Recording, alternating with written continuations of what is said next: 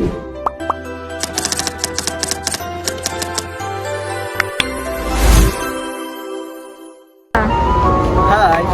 kenalkan saya Surya dengan NIM 37. Halo, aku Arisma Kurnia Indah Sari dengan NIM 40. Halo, nama aku Tiara Karamadani dengan NIM 088. Kami akan membawakan materi yaitu positisme dan post-positisme sebagai landasan berpikir ilmiah. Nah, filsafat ilmu telah mengalami perkembangan melalui berbagai periode, termasuk periode klasik, abad pertengahan, abad modern, hingga periode kontemporer positisme. Nah, sebagai bagian dari periode abad modern, merupakan paradigma ilmu pengetahuan yang mengandalkan pengalaman empiris sebagai dasar pengetahuan. Dalam positisme, sebagai hal atau fenomena harus dapat diukur secara positif atau pasti. Nah, memandang realitas sebagai sesuatu yang objektif dan tunggal, namun kritik terhadap positisme muncul dengan berkembangnya post-positisme. Post-positisme menekankan bahwa realitas bersifat subjektif dan plural, serta menolak pandangan bahwa ilmu pengetahuan bersifat bebas. Di sini, pengetahuan tidak hanya didasarkan pada fakta empiris semata, tetapi juga pada interpretasi subjektif dan pemahaman yang lebih mendalam. Nah, di sini kami memiliki beberapa rumusan masalah. Yang pertama, yaitu apa definisi positisme berpikir ilmiah dalam filsafat ilmu. Yang kedua, bagaimana prinsip positisme berpikir ilmiah dalam filsafat ilmu. Yang ketiga, apa definisi post-positisme berpikir ilmiah dalam filsafat ilmu. Yang terakhir, apa saja yang dimiliki oleh post-positisme berpikir ilmiah dalam filsafat ilmu. Nah, definisi dari positisme berpikir ilmiah. Positisme berakar pada empirisme dan dikembangkan oleh Auguste Comte pada abad ke-19. Positisme menyatakan bahwa ilmu adalah satu-satunya pengetahuan yang valid dengan objek yang dapat diamati, diukur, dan dibuktikan secara logis serta empiris.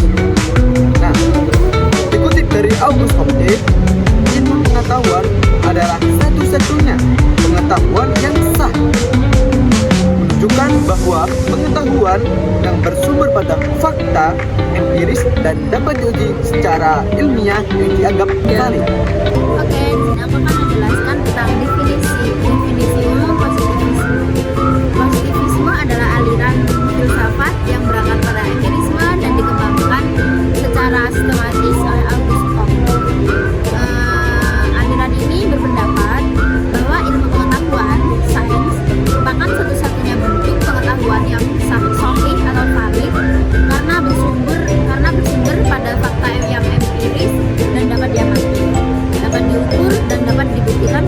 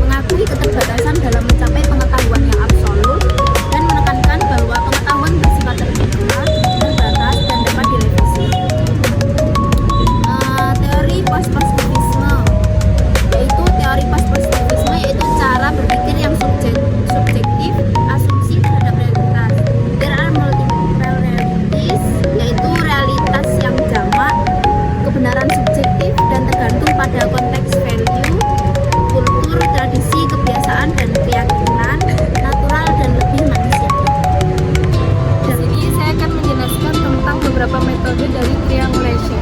Yang pertama, secara ontologis, aliran ini bersifat dengan critical realism yang memandang bahwa realitas memang ada dalam kenyataan sesuai dengan alam. Tetapi satu hal yang mustahil bila suatu realitas dinyatakan oleh manusia secara benar. Oleh karena itu, secara metodologis, pendekatan eksperimental melalui observasi tidaklah cukup, tetapi harus menggunakan metode triangulation. Yang pertama, penggunaan bermacam-macam metode modern. Yang kedua, sumber data dan peneliti. Dan yang ketiga adalah teori. Kemudian, di post-positivisme berpikir ilmiah terdapat ciri-ciri utama. Yang pertama, falsifikabilitas lebih penting daripada verifikasi. Yang kedua, pengetahuan dapat dipengaruhi oleh konteks sosial. Kemudian, post-positivisme muncul pada abad ke-20 sebagai pengganti dari positivisme. Menurut Karl Popper dan juga Thomas Kuhn dari American British menjelaskan bahwa falsifikasi menjadi